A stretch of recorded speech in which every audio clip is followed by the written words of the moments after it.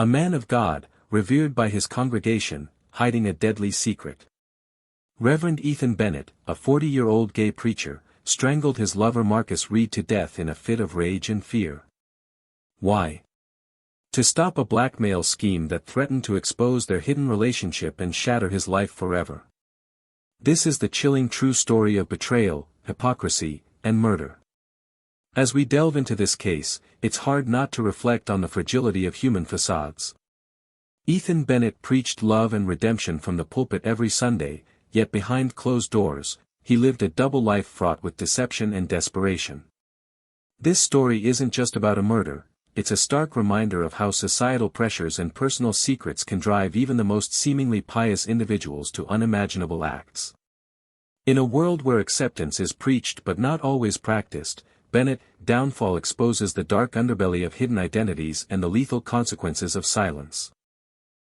Before we dive deeper into this gripping tale, if you're new here, hit that subscribe button and turn on notifications so you never miss out on these in-depth crime stories. Like this video if you're ready to uncover the truth, and share it with a friend who loves true crime. Let's get started. Ethan Bennett was born and raised in the tight-knit community of Elmwood, Georgia, where the church was the heartbeat of the town.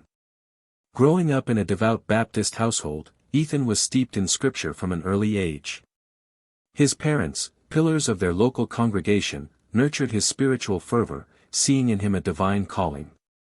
By the time he was 18, Ethan stood before the Elmwood Baptist Church, delivering his first sermon with a voice that resonated with conviction and a presence that held the room captive. His ability to weave scripture with relatable storytelling marked him as a prodigy in the eyes of the congregation. Determined to pursue his calling, enrolled in a renowned theological seminary after high school. He threw himself into his studies, excelling in biblical exegesis and pastoral leadership. His professors noted his sharp intellect and magnetic charisma, qualities that set him apart. After graduating with honors, Ethan took his first pastoral position at a small church in Atlanta. His sermons, blending fiery conviction with heartfelt empathy, quickly drew larger crowds. Word of the young preacher's talent spread, and within a few years, he caught the attention of a much larger congregation. At 27, Ethan was appointed lead pastor of Grace Community Church in Savannah, a prominent institution with over 1,000 members. The role was a significant leap, placing him at the helm of a thriving spiritual community. His sermons became the talk of the city, focusing on themes of redemption, family values, and steadfast moral integrity. Ethan often spoke passionately against what he called the moral decay of modern society, urging his flock to resist temptation and uphold traditional values. His eloquence and commanding presence made him a beloved figure, with congregants hanging on his every word. Women in the church whispered about his charm and good looks, while men admired his unwavering commitment to faith. Yet, beneath this polished exterior, Ethan carried a heavy secret. Since his teenage years, he had grappled with his attraction to men, a truth he buried deep within himself. The conservative culture of his upbringing and the expectations of his profession left no room for such an identity. To maintain appearances, he occasionally dated women, charming them with dinners and polite conversation, but never pursued anything serious. When pressed about his bachelorhood, he deflected with humor, claiming he was married to the church. The facade held, but the internal conflict gnawed at him, creating a chasm between the man he presented to the world and the one he hid from view. In his mid-30s, Ethan's carefully constructed life began to intersect with a new figure, Marcus Reed. A 35-year-old graphic designer from Atlanta, Marcus was everything Ethan was not: openly gay, unapologetically authentic, and free from the constraints of religious expectations. They met through a discreet online app designed for LGBTQ+ individuals seeking private connections. What started as a tentative encounter quickly deepened into a passionate, albeit clandestine, relationship. Marcus, with his artistic spirit and bold confidence, brought a spark of joy to Ethan's otherwise tightly controlled world. Their meetings were confined to hotel rooms or Marcus's Atlanta apartment, far from the prying eyes of Savannah. Marcus challenged Ethan in ways he hadn't anticipated. He pushed him to confront his hypocrisy, to consider living openly as his true self. For Ethan, this was unthinkable. His entire life, his career, his reputation, his influence, rested on the illusion of heterosexuality. The tension between his love for Marcus and his fear of exposure became a constant source of torment. Marcus, meanwhile, grew increasingly frustrated with being Ethan's secret, longing for a relationship that didn't require shadows. Despite these personal struggles, Ethan's public life soared. At Grace Community Church, he expanded outreach efforts, launching food drives, youth mentorship programs, and community counseling sessions. His initiative strengthened the church's role as a cornerstone of Savannah. He also penned a book, Path to Purity, Overcoming Temptation in a Fallen World, which became a bestseller among Christian readers.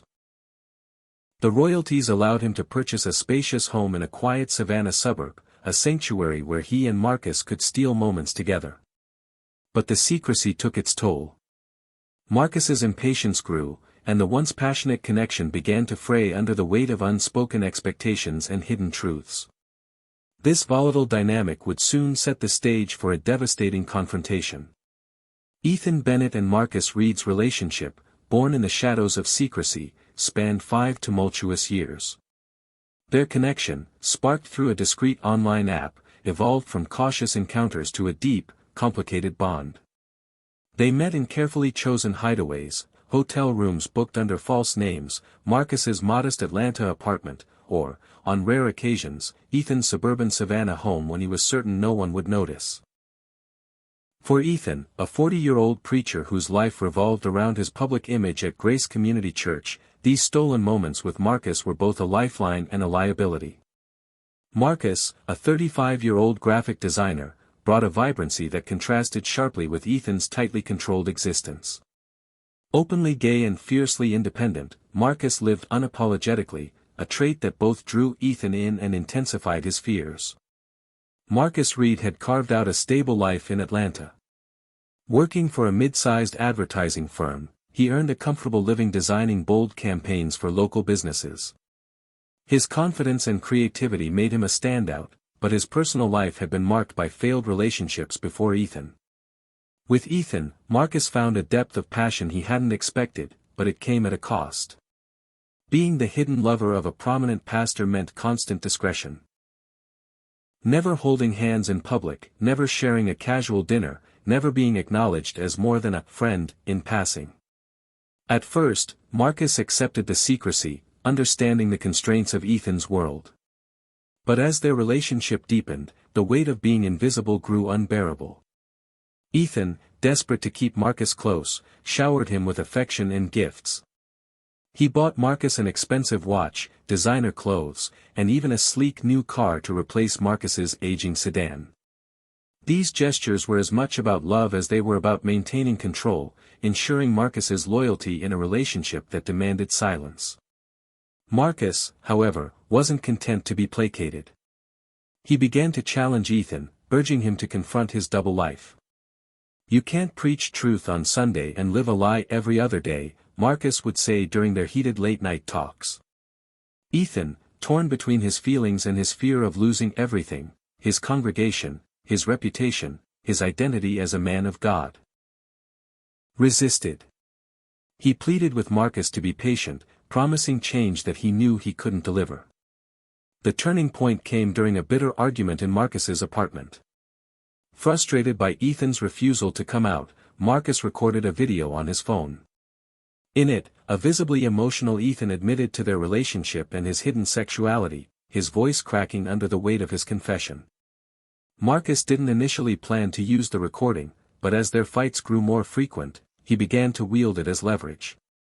He demanded that Ethan either live openly with him or face exposure. To drive the point home, Marcus threatened to send the video to the elders of Grace Community Church and local media unless Ethan paid him $100,000 and stepped down from his pastoral role. Ethan, cornered and terrified, agreed to pay. He wired $20,000 from his personal savings, followed by monthly installments of $5,000, draining the royalties from his best-selling book. But Marcus's demands escalated. He wanted more than money. he wanted Ethan to leave the church entirely and build a life together. Ethan refused, insisting his calling was non-negotiable. The relationship spiraled into a toxic cycle of arguments, reconciliations, and renewed threats. Marcus's texts grew sharper, warning that the video would end everything if Ethan didn't comply. In Ethan's quiet Savannah neighborhood, observant neighbors began to notice irregularities. Elena Thompson, a retiree living across the street, saw a man matching Marcus's description visiting Ethan's home late at night on multiple occasions. When she casually asked Ethan about it, he brushed it off, claiming the visitor was a troubled soul seeking pastoral counseling. The excuse held, but suspicion lingered. By mid-2023, the tension reached a breaking point. Marcus, fed up with half-promises, arrived unannounced at Ethan's home one evening. He demanded the full $100,000 and an end to the secrecy, threatening to release the video immediately. The confrontation erupted in Ethan's living room, words turning to shouts. Overwhelmed by fear, rage, and desperation, Ethan snapped. In a moment that would shatter both their lives, he grabbed Marcus by the throat, intending to silence his threats. What followed was a fatal act that neither man could have foreseen. On the night of the tragedy, Ethan Bennett called 911 from his Savannah home, his voice trembling as he reported a shocking discovery. He claimed he'd returned from a church meeting to find an intruder dead in his house after a struggle. Savannah Police Department officers arrived at 9:50 p.m. and found Marcus Reed's body in the living room, his neck marred by dark bruises and his eyes showing the red petechial marks of strangulation. The scene looked staged, furniture toppled, a window broken, and valuables like Ethan's laptop and watch gone. Ethan, appearing shaken, told officers he'd acted in self-defense, fighting off an unknown assailant. He insisted he didn't recognize the man on his floor. Detective Laura Bennett, a veteran investigator known for her sharp intuition, led the case. She quickly spotted holes in Ethan's story. The shattered window had glass inside, suggesting it was broken from within, not by an intruder. Marcus was unarmed, and the door showed no signs of forced entry. The autopsy confirmed manual strangulation, with defensive scratches on Marcus's hands and Ethan's DNA under his fingernails, indicating a desperate fight for survival. Bennett's team pressed deeper. They found Marcus's phone in a trash bin in Ethan's backyard, a sloppy attempt to hide evidence. The phone revealed a trove of incriminating texts between Marcus and Ethan, exposing a volatile relationship. Marcus had threatened to reveal their affair unless Ethan paid $100,000. Bank records backed this up, showing a $20,000 wire transfer from Ethan, followed by monthly $5,000 payments. A video on Marcus's cloud storage sealed the case, Ethan, visibly distraught, confessing their relationship and his hidden sexuality, recorded during a heated argument. Investigators explored Marcus's life. A respected graphic designer in Atlanta, he had no criminal record and lived openly as a gay man, a stark contrast to Ethan's closeted existence. Friends, like Carla Simmons, shared that Marcus was frustrated with his secretive partner, once saying, "He's got too much to lose, but I'm tired of hiding." This painted a picture of a man pushed to his breaking point. Ethan's narrative crumbled.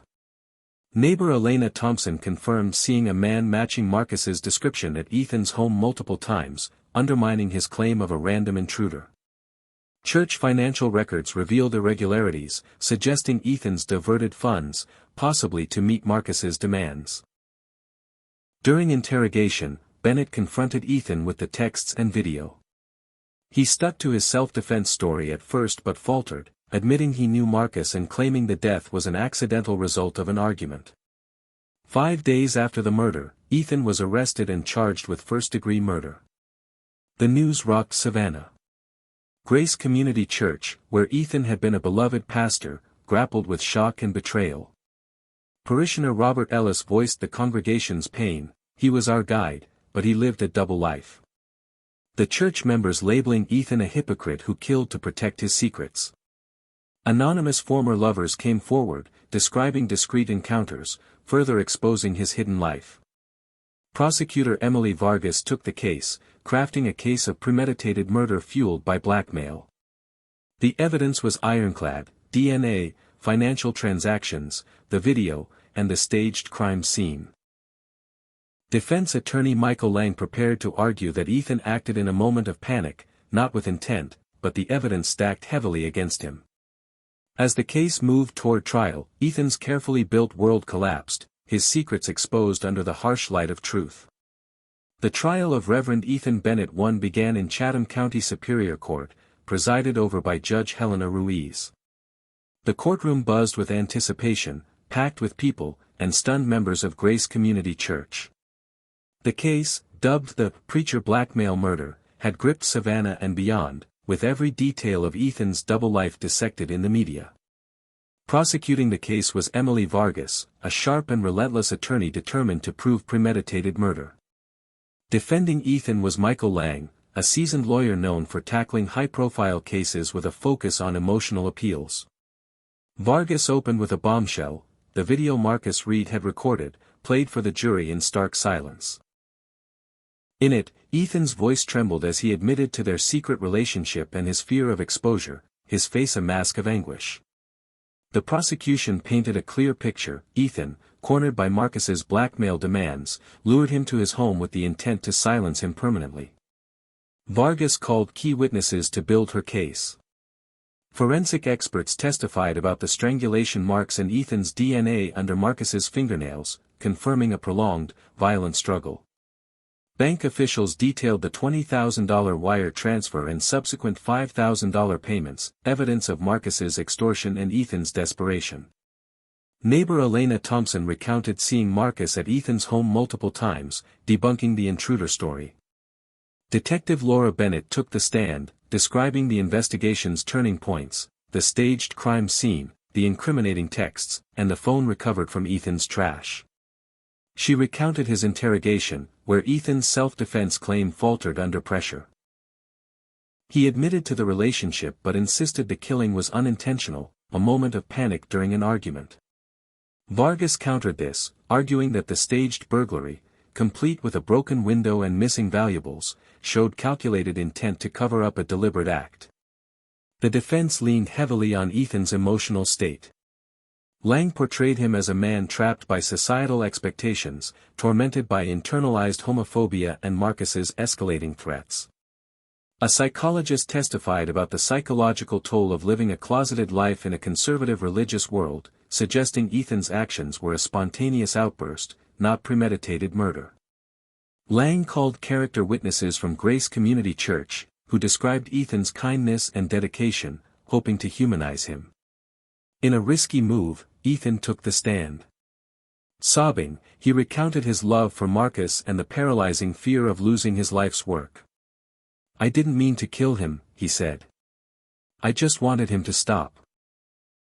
Vargas dismantled this in her cross-examination, pressing Ethan on why he didn't seek help or leave the relationship if it was so toxic. She highlighted the financial payments and the staged scene as proof of intent, not panic. In closing, Vargas argued that Ethan chose murder over honesty, valuing his reputation over Marcus's life. Lang pleaded for a lesser charge of manslaughter, emphasizing Ethan's lack of prior violence and the pressure of blackmail. After 6 weeks of testimony, the jury deliberated for 18 grueling hours. The verdict came down: guilty of second-degree murder. The courtroom erupted in murmurs as Ethan bowed his head, tears streaming. At sentencing, Judge Ruiz delivered a 25-year sentence, with parole eligibility after 15 years. She called the crime a tragic betrayal of trust, noting the pain inflicted on Marcus's family and the church community. Ethan was transferred to Georgia State Prison, where he now leads Bible studies for fellow inmates. His appeal, citing emotional distress, is pending but faces long odds. Grace Community Church struggled in the aftermath, with attendance plummeting.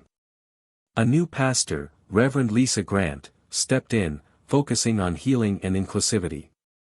The trial left an indelible mark on Savannah, exposing the devastating consequences of secrets and the clash between personal truth and public persona. The conviction of Reverend Ethan Bennett sent ripples far beyond the courtroom, reshaping lives and sparking heated discussions across Savannah and beyond. Once a revered figure at Grace Community Church, Ethan's fall from grace was swift and unforgiving.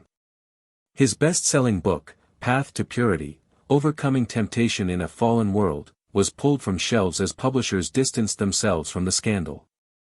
The royalties that had once funded his comfortable lifestyle dried up, and his suburban Savannah home was sold at auction to cover legal fees. His parents, devastated by their son's actions and the public humiliation, issued a brief statement expressing sorrow but offered no further contact. Ethan, now isolated, became a pariah in the community he once led.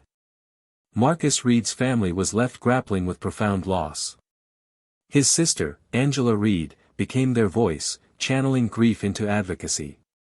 She filed a civil lawsuit against Ethan for wrongful death, winning a $2 million judgment, though collecting it proved difficult given Ethan's depleted finances.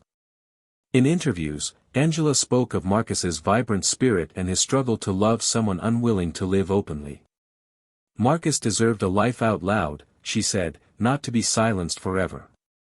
The family created a scholarship in Marcus's name for aspiring LGBTQ+ artists, ensuring his legacy endured in a way Ethan's never would. Grace Community Church faced its own reckoning. Attendance dropped by nearly 40% as parishioners struggled with betrayal and disillusionment. Some, like longtime member Robert Ellis, left entirely, unable to reconcile their trust in Ethan with his actions. Others stayed, seeking to rebuild under Reverend Lisa Grant, who emphasized inclusivity and transparency in her sermons. She introduced programs to support marginalized groups, including LGBTQ+ members, in a bid to heal the church's fractured community. The scandal forced a painful introspection, with many questioning how they had missed the signs of Ethan's double life. The case ignited broader conversations about the intersection of religion, sexuality, and hypocrisy. Advocacy groups like GLAAD seized on the tragedy to highlight the dangers of forcing LGBTQ+ individuals into the closet, particularly in conservative religious settings. Protests outside Grace Community Church called for greater acceptance, with signs reading, "Love is not a sin." Opinion pieces flooded local and national media, debating whether the church's rigid expectations had pushed Ethan to his breaking point or if his actions were solely a personal failing. The story became a touchstone for discussions about authenticity, with some arguing that a more inclusive environment might have prevented the tragedy. From Georgia State Prison, Ethan penned letters expressing remorse. "I betrayed my faith, my love, and myself," he wrote in one, shared by a prison ministry group. Rumors swirled about a potential memoir, but no publisher has yet taken the risk. His Bible studies with inmates have become his new pulpit, though his influence is a shadow of what it once was. Meanwhile, Marcus's friends and family hold annual vigils in Atlanta, celebrating his life and advocating for others to live openly without fear. The tragedy of Ethan and Marcus exposed the devastating cost of living inauthentically. It challenged communities to confront their biases and sparked a call for empathy in places where judgment often reigns. While justice was served in the courtroom, the broader wounds, of a family grieving, a church divided, and a society wrestling with its values, linger as a stark reminder of the consequences when truth is buried too deep. The story of Reverend Ethan Bennett and Marcus Reed is a haunting tale of love, betrayal, and the devastating cost of living a lie. Ethan, a charismatic preacher who built his life on the image of moral purity, crumbled under the weight of his hidden truth. His decision to strangle Marcus, driven by fear of exposure, not only ended a life but shattered a community that trusted him. Marcus, vibrant and unapologetic, became a tragic casualty of a relationship bound by secrecy and desperation. The trial brought justice, with Ethan's 25-year sentence reflecting the gravity of his actions, but it couldn't erase the pain left behind, for Marcus's family, for Grace Community Church, or for a society forced to confront uncomfortable truths about acceptance and hypocrisy. This case serves as a sobering reminder that suppressing one's identity can lead to catastrophic consequences, urging us all to foster a world where authenticity doesn't come at such a deadly price. Thank you for joining me on this 2-hour journey through one of Savannah's most shocking crimes. What do you think drove Ethan to such an extreme act? Societal pressures, personal cowardice, or something else entirely? And how can communities prevent tragedies like this in the future? Share your thoughts in the comments below. I read every one and might highlight some in my next video. If this deep dive into the Ethan Bennett case gripped you, hit that like button and subscribe for more true crime stories that unravel the complexities of human nature. Share this video with friends who love a compelling narrative, and don't forget to turn on notifications so you never miss an upload. Until next time, keep seeking the truth and stay safe.